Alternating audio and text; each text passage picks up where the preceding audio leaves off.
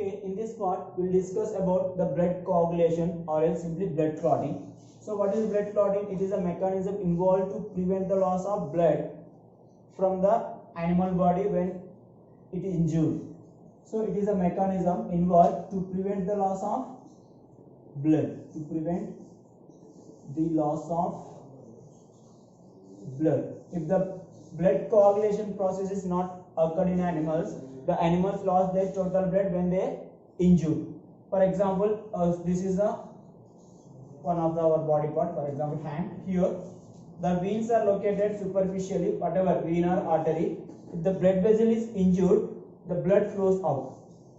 So I'll draw that here. This is the blood vessel. In the blood vessel, what is there? Blood is there. Blood is flowing. Now, when it injured, the blood flows out. That process is called bleeding.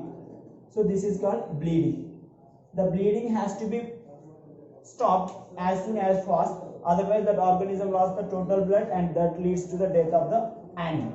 So here, for preventing this bleeding, the blood cells called platelets. These are the one of the types of blood cells.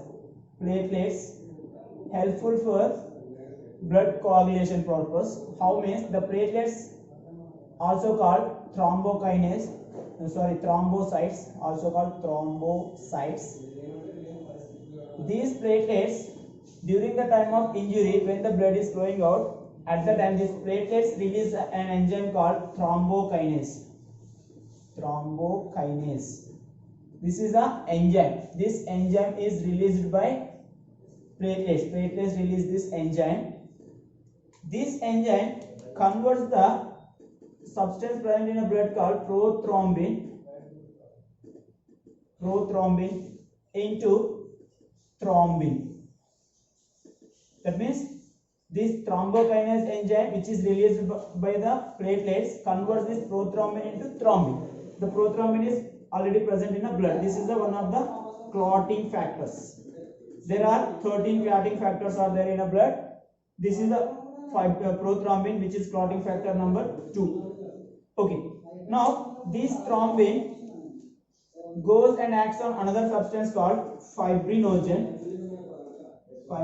This is also one of the clotting factor which is present in a blood, which is soluble. It is already present in a blood in the form of soluble.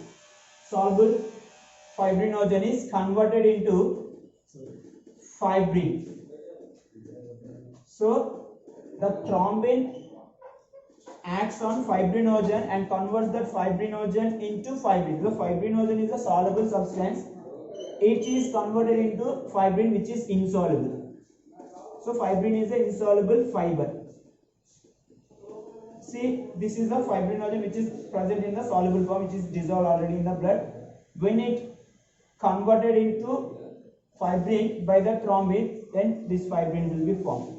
These fibrins polymerize themselves, that means they connect themselves and form a network like structure. This is the insoluble fibrin fiber. This fiber accumulated at the site of injury.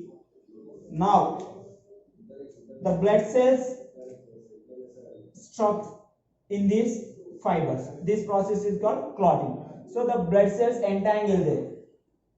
The blood cells entangle or simply stuck there in these fibrin fibers, and the bleeding will be stopped. Simple process. At the time of bleeding, the platelets release an enzyme called thrombokinase. This thrombokinase converts the prothrombin into thrombin. Now this thrombin acts on another material substance which is soluble in a blood called fibrinogen and converts the fibrinogen into insoluble fibrin fibers. In these fibers, the blood cells will be entangled there and they will stop there. The bleeding will be stopped. This is called clotting. So this all process completes within 3 to 6 minutes in the healthy people. But in the people, those who are suffering from diseases and not taking balanced diet, it takes more than 3 to 6 minutes. So in them, we will see the delay in blood coagulation. So for example, if they are not taking vitamin C deficient, vitamin C not vitamin K. So deficiency of vitamin K and also hemophilia. So the blood coagulation takes more time in those people who are not taking more vitamin K and who are suffering from hemophilia. So what is the relation of vitamin K in the blood coagulation? Vitamin K is responsible for formation of prothrombin. So vitamin K is important for the formation of prothrombin, and also hemophilia.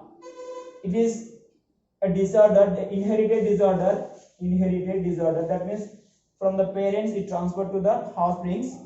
In the people who are suffering with that hemophilia, their clotting factors are absent. Clotting factors like 8 and 9. These are the proteins which are helpful for this process for prothrombin and thrombin to activate them. These factors are important. These are absent in those people suffering with that hemophilia.